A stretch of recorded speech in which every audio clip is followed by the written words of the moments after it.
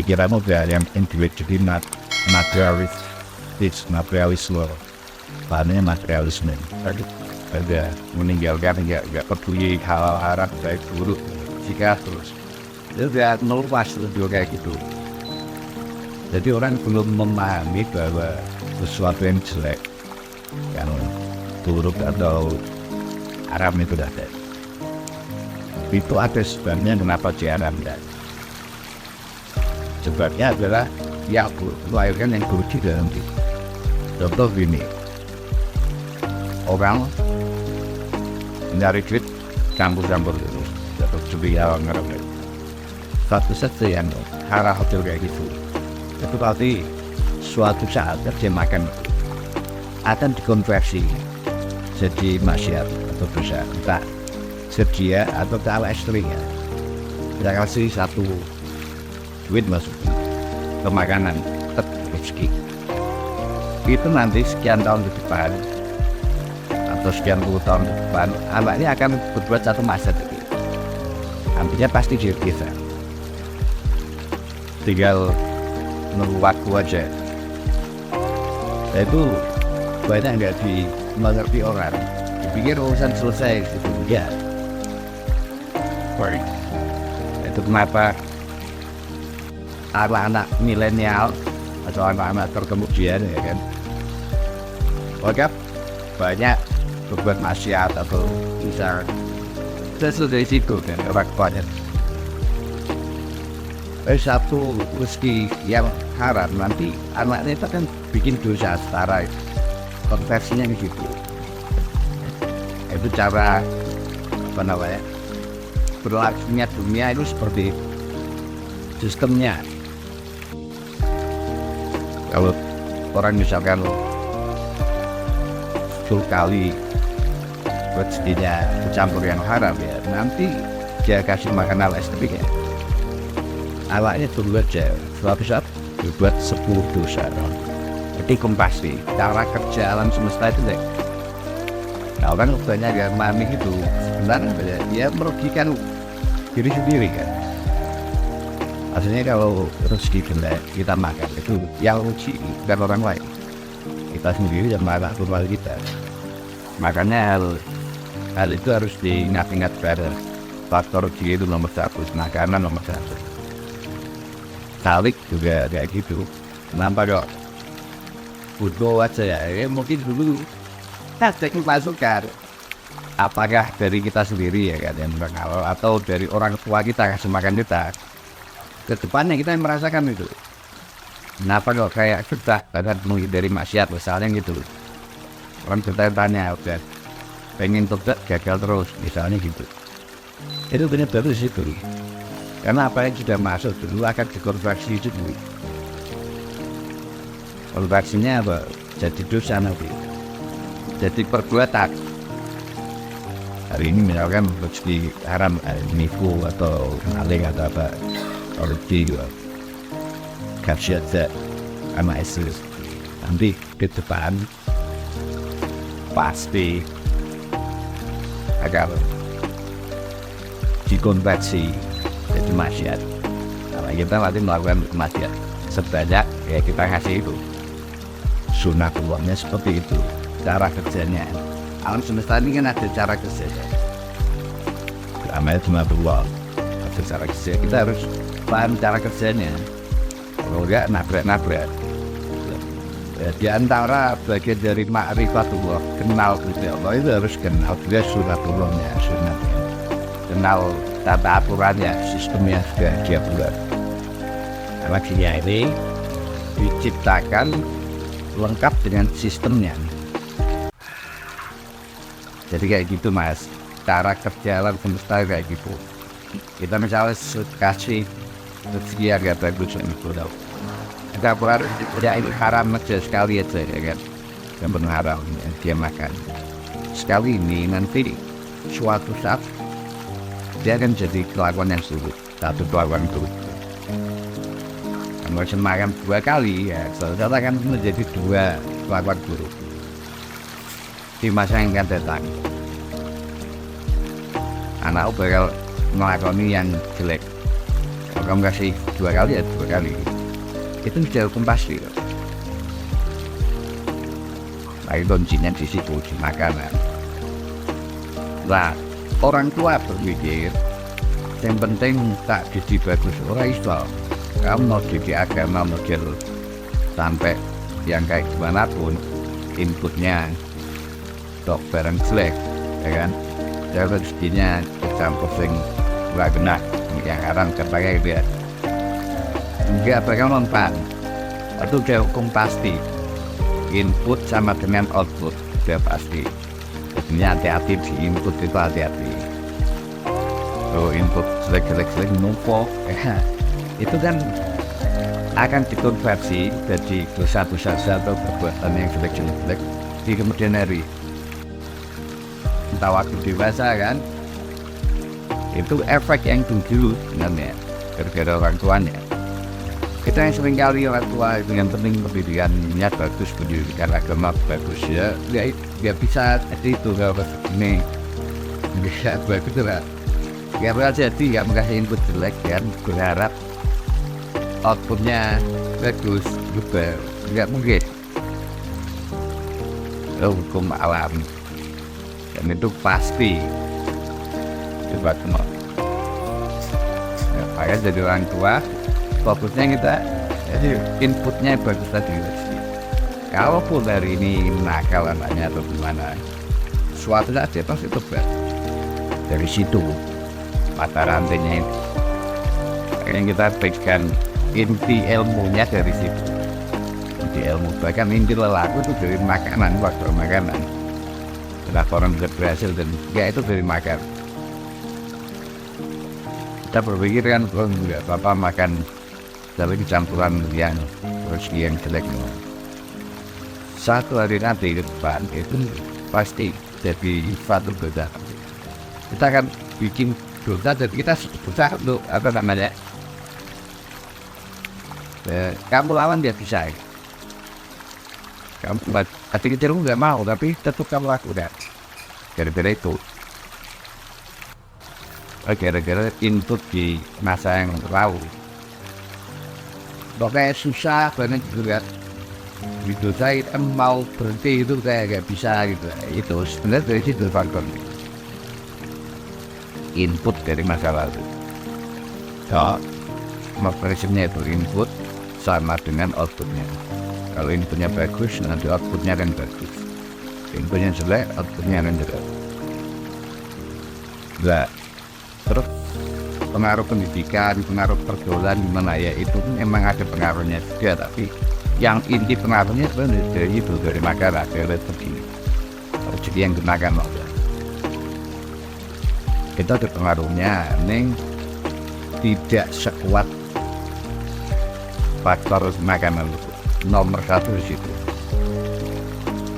Karena itu yang membentuk sel-sel tubuh dari ujung kaki sampai rambut itu kan makanan. Kalau sel tubuhnya misalnya yang haram, bukan diharap bagaimana babi ya, dari rezekinya itu jelek. Nah, sel itu bersifat durhaka. Sel yang terbentuk itu sel durhaka karena dari rezeki yang haram. Sel durhaka itu ketika menjadi sel tubuh kita, nanti dia kadarnya ke maksiat, ya. Dibawaannya semaksiat karena dia dibentuk dari sel durhaka gitu. Ada misalnya sudah terlanjur gitu apa ada Ya ibarat kata nasi sudah menjadi bubur gitu ya. Ya kita cuma bisa menghentikan kesalahan yang lalu itu jangan diulangi. Tapi masa lalu nggak bisa balik. Manusia hidup itu menuju pada bahagia. Kita bikin satu kesalahan, yang bisa kita lakukan adalah stop ke depan dengan mengulangi. Namanya tobat itu kan perbaiki. Tapi ini bisa nggak dihilangkan? Apa namanya? Pengaruhnya nggak bisa. Tetap ada hukumannya, gampangnya gitu. Ada konversinya. Dan siapa? Bapak nak potong masuk niko karmai. Ya kalau istilah orang kita kan karmanya kan kayak gitu kan. Tetap ada hukum untuk menghapus. Dan kenapa orang-orang banyak yang katakanlah sakit terus meninggal sebelum meninggal sakit sembuh kan? Itu menghapus yang itu. Jelek-jelek ini kan, dia kan sudah tobat memperbaiki diri tapi sudah terlanjur ya kan. Nah itu dikonversi, dihapus sama Allah itu kesalahannya dengan dibikin sakit. Kayak orang sakit itu mengurangi dosa ya, itu maksudnya. Tetap ada konversinya, ada hitung-hitungannya, dibayar dalam bentuk lain, bentuknya untuk penyakit. Dan di akhirat udah gak disiksa karena bersihkan itu. Yang paling umum itu bentuk penyakit, pembersihannya itu udah paling umum saat masih hidup di dunia. Nah Allah mau membersihkan orang itu, misalnya masih banyak dosa-dosanya yang lalu, biasanya dibikin sakit. Jadi dosa-dosanya ini tetap dapat pembalasan berupa dapat penyakit itu, supaya nggak dia mati nanti di akhirat sudah kayak nangis. Oh, tapi namanya utang tetap bayar gitu loh, kan penggratisan sebenarnya. Ya orang tobat ya terima itu mana, apa biasanya dihapus, dihapus, tetap dihapus. Cuma penghapusannya ini diubah dalam bentuk lain. Bayarnya itu dengan penyakit seperti itu. Tetap bayar, cuma supaya kamu gak disiksa di akhirat, disiksa dunia ini sama penyakit untuk mengurangi dosanya ini. Soalnya begitu, gak ada yang kabar wajib menjabat tanpa konversi, tidak ada. Contoh kasus pesawat sini pesakit, penembusan dosa maka dia dibayar kalau sakit dan tidak ada yang terus ini ada orang kan, berarti ada saudara bapak yang mengurus itu kan, yang tangga bapak saudara kan menanggung susah kan, urusi orang si pesakit urus dosa itu yang membantu merawat itu Pak dapat pahala kebaikan, bukan termasuk karma itu. Enggak, yang ngurus ini kan dia dapat kebaikan.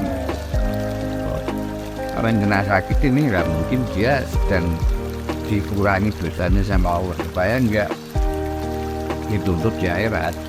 Kalau di akhirat kan lebih berat, kalau lebih baik dihapus di dunia gitu loh, prinsipnya seperti itu nanti ya.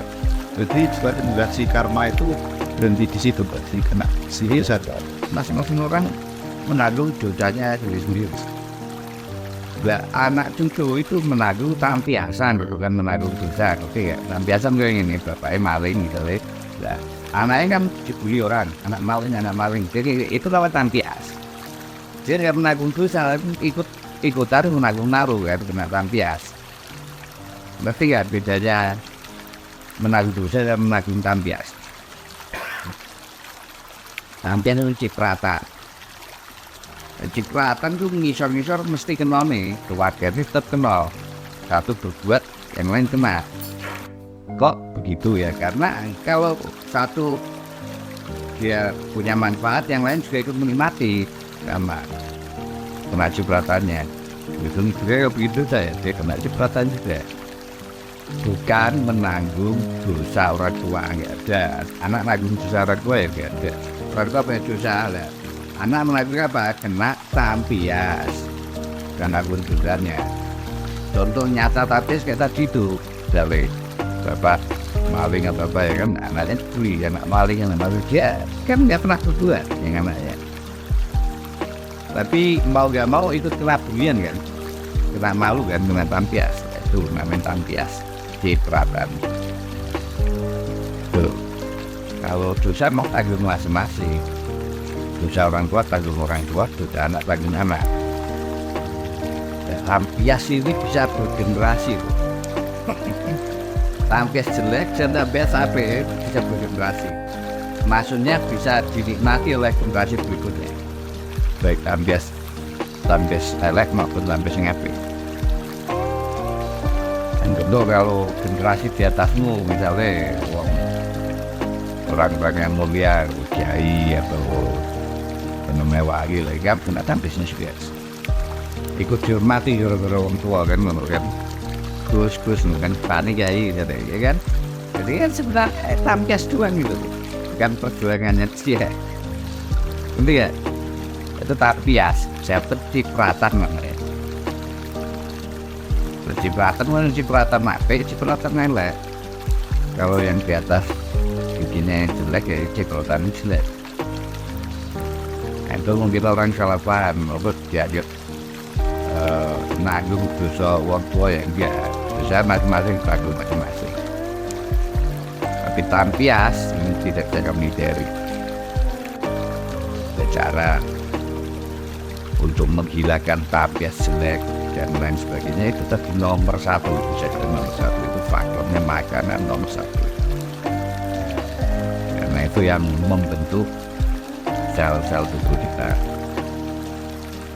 Kalau inputnya jelek, makanan yang whisky yang enggak halal katanya atau campur-campur, nah itu jadi sel yang jelek, sel durhaka itu tadi ngajak nasihat ini. Tinggal soal waktu nantinya bakal metes kembangnya sel maksiat tadi itu bakal metes gitu. Menjadi perbuatan maksiat juga dari cara keseling dari ngomong. Makanya warok diantara sikap warok itu ngati-ngati, hati-hati. Nah, sikap hati-hatinya itu adalah menjaga rezeki itu. Karena itu saling mesti tahu itu faktor utama dari perjalanan. Dan saya mengatakan yang lain nggak penting, itu penting juga, tapi ya kalau intinya saja dan kurang pas susah. Yang kulitnya sudah ikut bagus, karena ini ada jenis.